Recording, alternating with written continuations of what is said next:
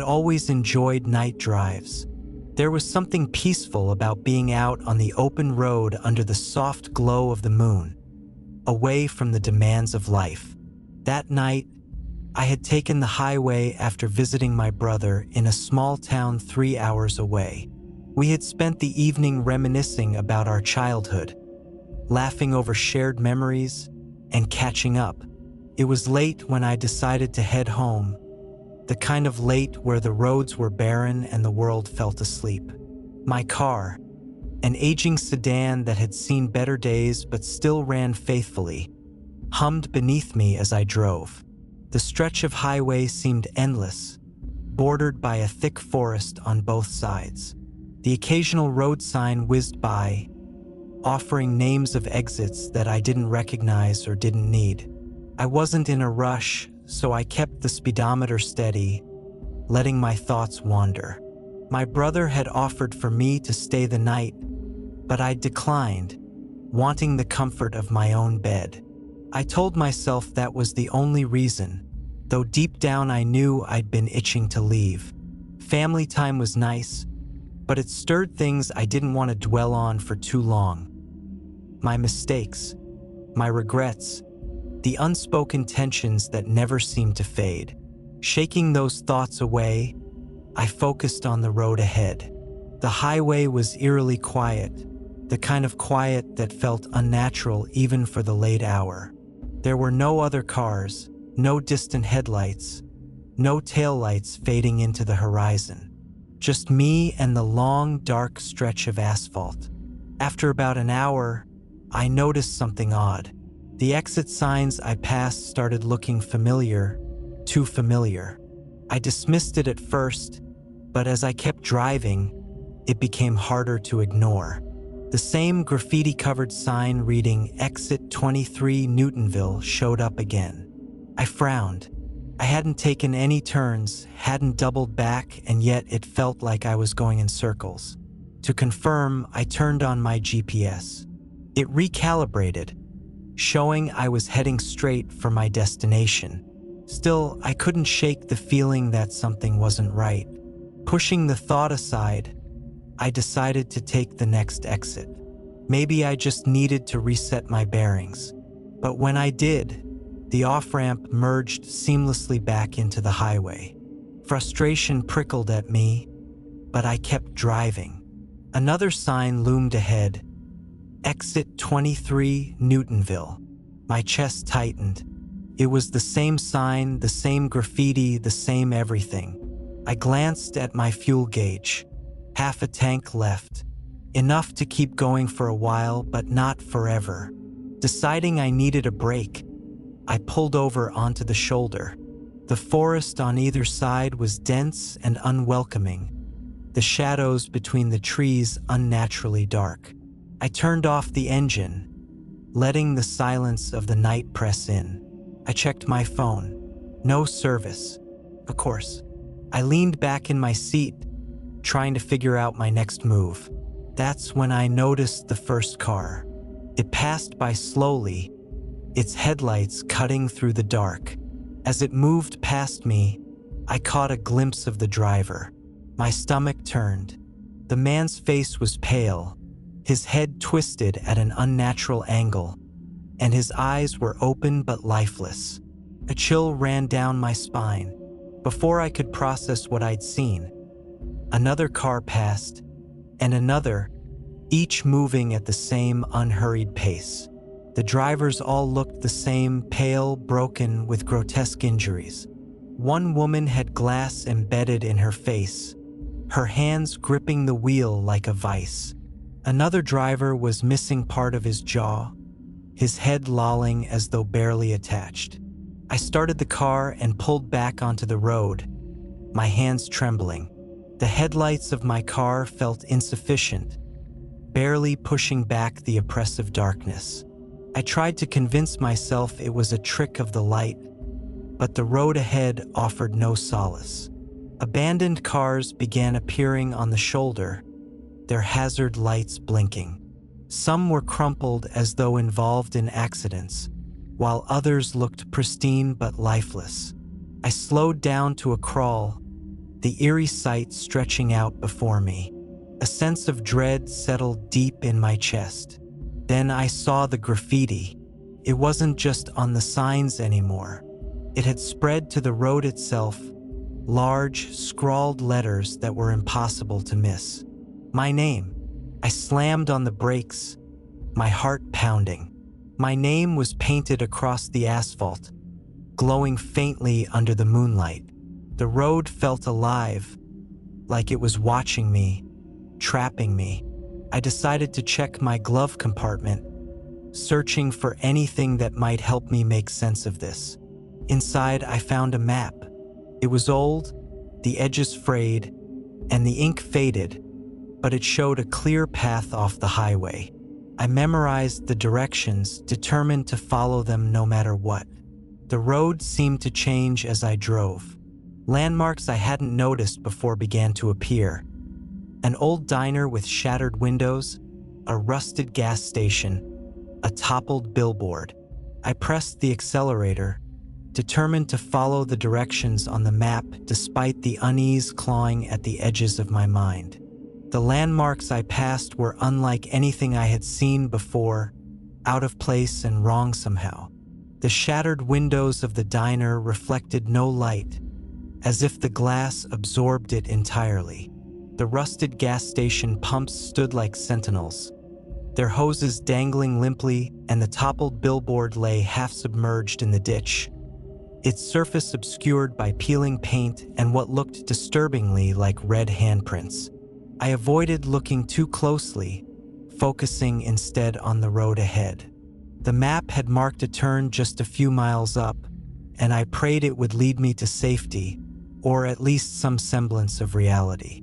My radio, which had been playing faint static earlier, was now completely silent, and even the hum of the engine seemed muted. Then I noticed something else. Shadows moving in the trees. They weren't animals. They moved with purpose, darting between the trunks as if watching me.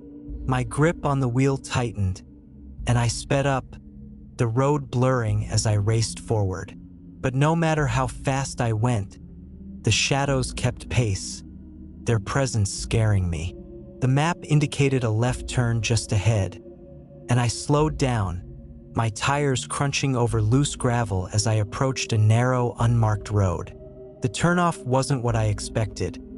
It was little more than a dirt path, overgrown with weeds and flanked by dead trees. It didn't feel right, but the map was clear, and I had no other options. Taking a deep breath, I turned onto the path, my car jolting as the tires struggled against the uneven ground. The forest on either side seemed to close in, the branches twisting together overhead to form a suffocating canopy. My headlights barely illuminated more than a few feet ahead, and every shadow seemed to reach for the car, clawing at the edges of my vision. As I drove, the landscape around me grew more bizarre. The trees were no longer just dead. They were wrong, their bark splitting open to reveal fleshy, pulsing textures beneath. The air smelled metallic, sharp and bitter, and the shadows that had followed me on the highway were now in the road, darting just outside the reach of my headlights. My chest tightened, and I felt the urge to turn back. But when I glanced in the rearview mirror, the path behind me was gone, replaced by an impenetrable wall of darkness. There was no going back. I kept my eyes forward, focusing on the map, which now sat on the passenger seat. But as I glanced down at it, my heart sank. The lines on the map were changing, shifting like veins under skin. The road ahead was no longer clear, the path twisting and looping in ways that made no sense. I slammed the brakes, the car skidding to a stop as I grabbed the map, holding it under the dim light of the overhead lamp. The markings were fading, replaced by unfamiliar symbols, scratches and spirals that seemed to move when I looked at them too long. My breathing grew shallow as I threw the map back onto the seat, gripping the wheel with trembling hands. The air outside began to fog up the windshield, I turned on the defroster, but the mist only thickened, spreading across the glass until I could barely see. I leaned forward, wiping at the fog with my sleeve, and froze. A face was pressed against the glass, its features twisted and broken, the skin pale and glistening as though wet. Its eyes were red pits that seemed to pull the light from the car. I screamed, scrambling backward as the figure vanished, leaving only a faint handprint smeared on the glass. My heart pounded as I threw the car into gear, my foot slamming down on the accelerator. The road ahead was a blur, the trees whipping past as I drove faster than I ever had before. But no matter how far I went, the same landmarks kept appearing: the diner, the gas station, the billboard. Only now they were closer to the road, their details more grotesque. The diner's windows were no longer just shattered. They were dripping with something thick and dark. The gas station pumps had figures slumped against them, their bodies contorted and lifeless, their faces turned toward me as I sped past. The billboard was now upright, its surface smeared with the same handprints I had seen on my windshield, and the faint outline of a message began to appear. "You can't leave." My chest heaved as I gasped for air, my vision blurring from the tears streaming down my face. I didn't know what was happening or why, but I knew I couldn't stop. The road began to twist unnaturally, curving at impossible angles that forced me to grip the wheel with both hands to keep from veering off. My headlights flickered, and for a moment, the darkness swallowed everything. When the lights came back on, a figure stood in the middle of the road. I slammed on the brakes again, the tires screeching as the car skidded to a halt. The figure didn't move. It was horrifying. Its face was mauled. Its skin was gray and mottled, its body obscured by a dark cloak. It raised one hand, pointing directly at me, and though its face lacked eyes, I could feel its gaze boring into me. My body refused to move, paralyzed by a fear so intense it felt like my chest would collapse. The figure took a step forward and then another. The engine sputtered as I fumbled to shift into reverse, but the car wouldn't respond. The figure was getting closer, and I could see its mouth now, a jagged, gaping maw that seemed to stretch wider with every step. Just as it reached the hood of the car, the map on the passenger seat burst into flames, the sudden light blinding me. I shielded my eyes, and when I looked back, the figure was gone. The road ahead was clear again, but the fire had consumed the map entirely, leaving only ashes. My hands shook as I gripped the wheel, unsure of what to do next. The landmarks were gone, replaced by an expanse of endless, featureless road. It felt like I was no closer to an escape, and the suffocating sense of dread only grew stronger. I was more than horrified now. My surroundings felt so off in a way I couldn't quite explain, as if the world was unraveling one thread at a time. Then, I noticed it. The dent on the front of my car was gone. It had been there for years, a mark from a fender bender I never got around to fixing, but now the hood was pristine, smooth as if it had just rolled out of a factory. My stomach churned, the realization gnawing at me, but I pushed it aside and kept driving, my eyes fixed on the empty road ahead. I spotted something on the passenger seat that hadn't been there before. A phone. I reached for it hesitantly, its screen glowing faintly. It wasn't my phone. The model was unfamiliar, and the lock screen displayed a photo of a family I didn't recognize. A woman and two children smiled back at me, their faces hauntingly familiar yet completely alien. My pulse quickened as I tossed the phone aside, my focus returning to the road. The landmarks began to reappear, but now they looked more warped, more personal.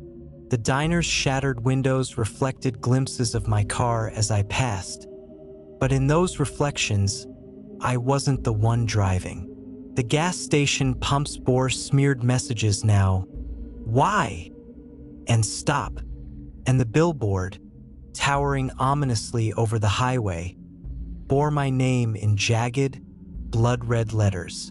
My heart raced as fragmented memories began to surface.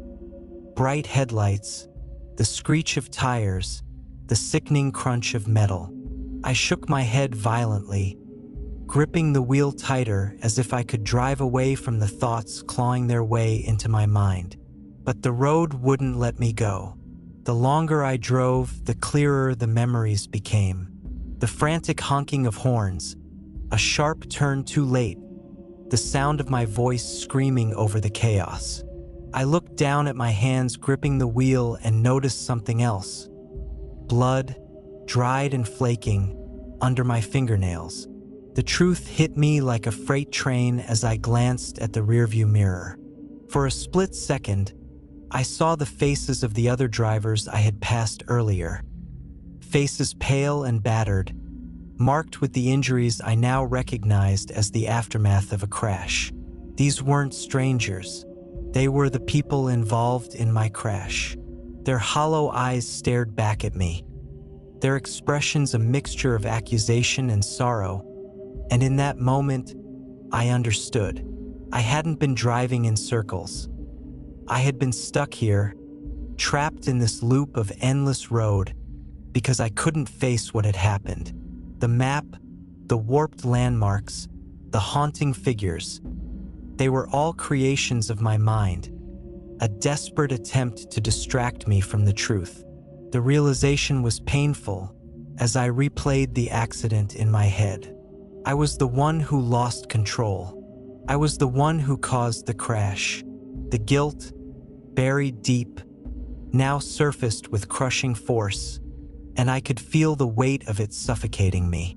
The phone on the passenger seat buzzed suddenly, jolting me back to the present.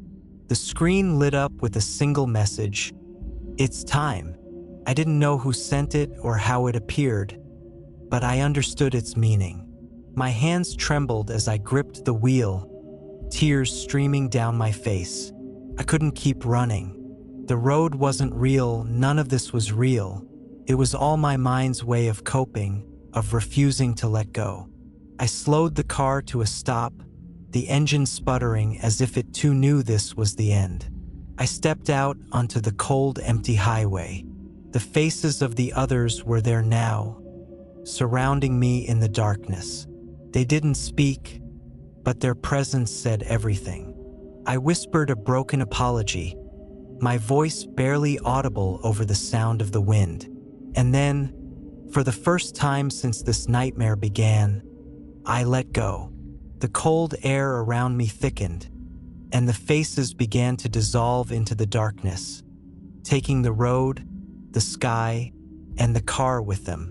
I felt myself falling not down but inward, as if being pulled into the deepest recesses of my own mind. My chest grew heavy, my breath shallow, and a dull ache radiated through me. Then came silence, not the oppressive kind that had haunted the road, but something softer, emptier. In those final moments, I saw flashes of the crash. The headlights, the panic, the faces of those I had wronged, and then nothing. Just darkness, calm and absolute.